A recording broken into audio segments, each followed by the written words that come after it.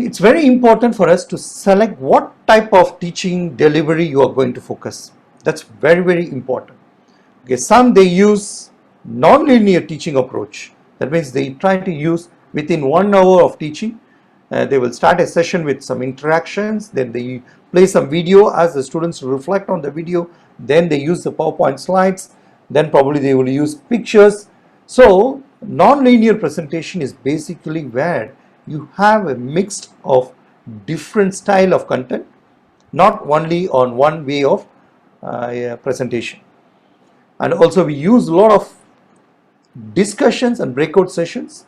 That's another way of your teaching. So why we need to know all these different types of teaching method?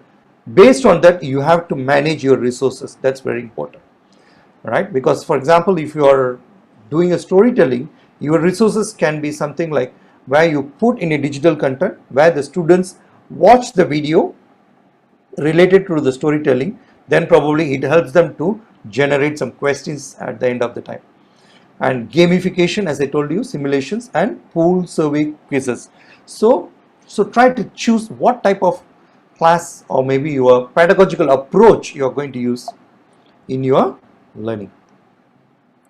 Then continuing on that, teachers has to be very focused, proactive, and ensure that the selection is based on your own space, because each and every teachers or educators or trainers, their way of delivery or managing the resource based on a lot of criteria, right?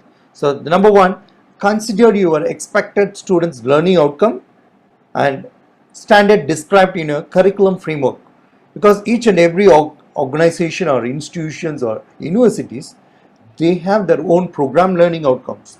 Maybe the topic, the particular day, your topic learning outcome, and everything has to be linked to your entire university graduate capabilities or probably curriculum framework.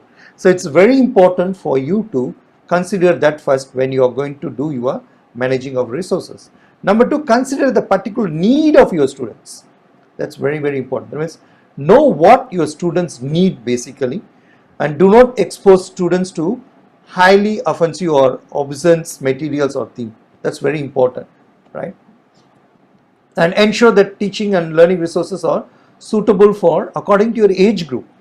So for example, if you are teaching for an adult learners or maybe a working class, or maybe if you are focusing on a specific market like a MOOCs or micro learning credentials, you have to be very focused on that, right? Consider the words, your behavior, images, themes in the resources in terms of context, like contextual backgrounds, impact on the audience gap and the age group and everything.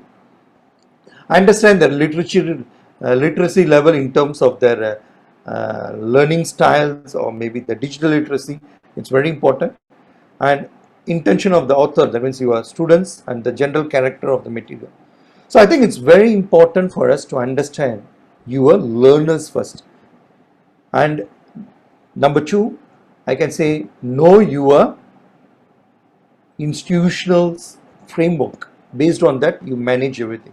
For example, you have a proper learning management system, and all your resources has to be managed using your learning management system, such as Moodle, or maybe some use Times, they use Teams, some they use Google Classrooms.